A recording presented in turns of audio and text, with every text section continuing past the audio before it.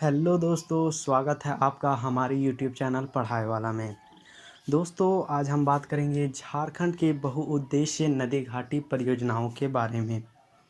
दोस्तों, ये टॉपिक बहुत ही इम्पोर्टेंट है क्योंकि यहाँ से हमें झारखंड के एग्ज़ामों में 1 से 2 क्वेश्चन देखने को मिल जाता है। तो चलिए दोस्तों, इस वीडियो को स्टार्ट करते हैं। तो दोस्तों, सबसे पहले हम आपको बता दें बहुउद्देशीय घाटी परियोजना होती क्या है। तो दोस्तों, जब किसी नदी पर बांध बनाकर उससे बहुत सारे यानी कि एक से अधिक उद्देश्यों को पूरा किया जाता है, तो उसे हम बहुउद्देशीय नदी घाटी परियोजना के नाम से जानते हैं। जैसा कि दोस्तों आप इस चित्र में देखिए एक नदी दूर से इसमें बहती हुई आ रही थी और इसमें एक बांध बनाकर इसके जल को रोका गया है। तो दोस्तों, इस बांध के निर्माण के बाद हमें इससे क्या-क्या फ़ायदे हो सकते हैं। पहला तो हमारा ये है कि इससे हम मछली पालन कर सकते हैं। दूसरा, हम इससे बाढ़ नियंत्रण कर सकते हैं। तीसरा, हम इससे विद्युत उत्पादन कर सकते हैं। और चौथा, इससे ये कि इसके पानी को हम नहरों के द्वारा खेतों में भेजकर सिंचाई कर सकते हैं। तो देखिए दोस्तों, इससे हम 3 से 4 उद्देश्य अपने पूरे कर सकते हैं। तो ये भी हमारा बहुउद्देशीय नदी घाटी परियोजना के अंतर्गत आ जाता है। आई होप दोस्तों आपको ये समझ में आया होगा। तो आगे बात करें तो नेक्स्ट हमारा क्वेश्चन ये बनता है कि हमें इसकी ज़रूरत क्यों पड़ती है। तो दोस्तों, जैसा कि अभी हमने आपको बताया, इसकी ज़रूरत हमें इसीलिए पड़ती है क्योंकि हम इससे बाढ़ नियंत्रण कर सकते हैं।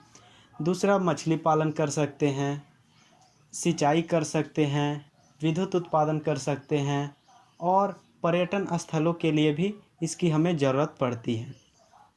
तो दोस्तों, अब आगे क्वेश्चन ये बनता है कि हम भारतीयों के पास बहुउद्देशीय नदी घाटी परियोजना बनाने का विचार कैसे आया। तो दोस्तों, इसका विचार हम भारतीयों के पास अमेरिका के पास से आया।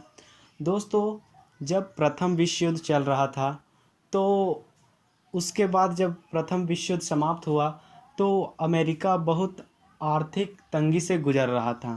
तो उस समय वहाँ की सरकार ने वहाँ पर टेंसी घाटी परियोजना चलाई, जिसके अंतर्गत उन्होंने बहुत सारे बांधों का निर्माण किया और उनसे विद्युत उत्पादन किया और जिसके कारण वहाँ पर धीरे धीरे उनके हालात ठीक होने लगी और ये जो वहाँ पर परियोजना चल रही थी वो सफल रही। तो दोस्तों, उसी परियोजना से प्रेरित होकर भारत में भी दामोदर नदी घाटी परियोजना प्रारंभ किया गया। जी दोस्तों, तो क्वेश्चन कभी कभी ऐसा पूछ लिया जाता है कि दामोदर नदी घाटी परियोजना किस नदी घाटी परियोजना से प्रेरित है। तो आपका आंसर होगा अमेरिका की टेनेसी घाटी परियोजना से प्रेरित है। जी दोस्तों, तो अब नेक्स्ट में हमारा क्वेश्चन ये बनता है कि हमारे राज्य में कितनी बहुउद्देशीय घाटी परियोजना चल रही है।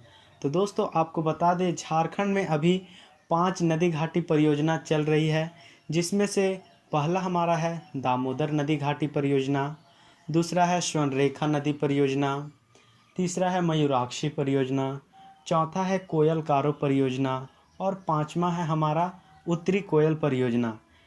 दोस्तों, यही 5 परियोजना है जो हमारे राज्य में अभी चल रहा है और दोस्तों, इन्हीं के बारे में हमें जानना है और इन्हीं से हमें एग्ज़ामों में क्वेश्चन देखने को मिलता है। तो दोस्तों, सबसे पहले हम आपको बता दें दामोदर नदी घाटी परियोजना के बारे में। तो दोस्तों, इसकी शुरुआत 7 जुलाई 1948 को हुआ, जो कि हमारे देश का प्रथम बहुउद्देशीय नदी परियोजना भी है। और दोस्तों, जैसा कि हमने आपको बताया कि ये परियोजना अमेरिका की टेनेसी नदी घाटी परियोजना से प्रेरित है। तो दोस्तों, दामोदर घाटी परियोजना को डीवीसी के नाम से भी जाना जाता है। यानी कि डीवीसी का अर्थ होता है दामोदर वैली कॉरपोरेशन। जी दोस्तों, अब आगे आपको बता दें तो दोस्तों, क्वेश्चन कभी कभी ऐसा बनता है कि दामोदर घाटी परियोजना किस नदी पर है। तो दोस्तों, जैसे कि इसके नाम से ही इसका पता चल रहा है दामोदर नदी। तो दोस्तों ये परियोजना दामोदर नदी और उसके सहायक नदियों पर कार्य कर रही है। और उनके सहायक नदियों के बारे में आपको बता दें तो उनकी सहायक नदियों में बराकर नदी, कोनार नदी और बोकारो नदी है। दोस्तों इन्हीं पर हमारा दामोदर घाटी परियोजना कार्य कर रही है। दोस्तों आपको एक बार दामोदर नदी के मैप को आपको दिखा दें तो देखिए दोस्तों, ये हमारा दामोदर नदी का मैप है। देखिए दोस्तों, ये हमारा लातेहार के टोरी नामक स्थल से निकलता है और इधर से होते हुए ये पश्चिम बंगाल में प्रवेश कर जाता है। यानी कि दामोदर नदी का प्रवाह झारखंड और पश्चिम बंगाल में होता है। तो दोस्तों उसी प्रकार जो दामोदर नदी घाटी परियोजना चल रही है वह हमारा झारखंड और पश्चिम बंगाल की संयुक्त परियोजना है। और दोस्तों इसका मुख्यालय कोलकाता में है। दोस्तों अब आगे आपको बता दें तो नेक्स्ट में हम कि इस परियोजना के तहत 8 बांधों का निर्माण किया गया, 1 अवरोधक बांध, 6 जल विद्युत गृह और 3 ताप विद्युत गृह का निर्माण किया गया। दोस्तों इनमें से सबसे पहले हम आपको बता दें यहाँ के बांधों के बारे में। तो दोस्तों तिलैया बांध, मैथन बांध, बाल पहाड़ी बांध, पंचेत बांध, अय्यर बांध, बेरमो बांध, बोकारो बांध और कोनार बांध इसी परियोजना के तहत बनाया गया है। और दोस्तों कभी कभी इनसे इनके नदियों के बारे में भी पूछ लिया जाता है कि ये बांधें किन नदियों पर बनी हैं।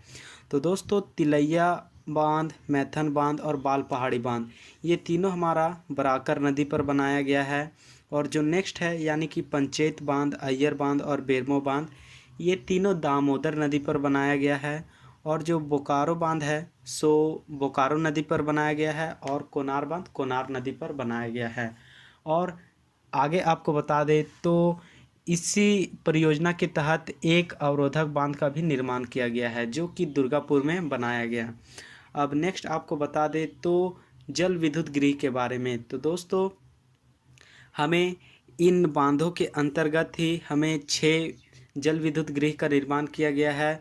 तो दोस्तों उनका नाम बता दें तो तिलैया बांध के अंतर्गत मैथन बांध, बाल पहाड़ी, पंचेत बांध, बेरमो बांध और कोनार बांध के ही अंतर्गत ही जल विद्युत का भी निर्माण किया गया है। अब नेक्स्ट आपको बता दें तो तापीय विद्युत गृह के बारे में। तो दोस्तों झारखंड में 3 तापीय विद्युत निर्माण किया गया है इस परियोजना के तहत, जिसका नाम है बोकारो ताप विद्युत गृह, दूसरा है चंद्रपुरा ताप गृह और नेक्स्ट है हमारा दुर्गापुर ताप विद्युत गृह। दोस्तों यही तीनों का निर्माण किया गया है। और इसके बाद आपको बता दें तो दोस्तों दामोदर घाटी परियोजना के अंतर्गत 1200 मेगावाट बिजली उत्पादन किया जाता है। दोस्तों हमारा वीडियो यहीं तक था और आगे की नदी घाटी परियोजनाओं को हम नेक्स्ट वीडियो में कवर करेंगे।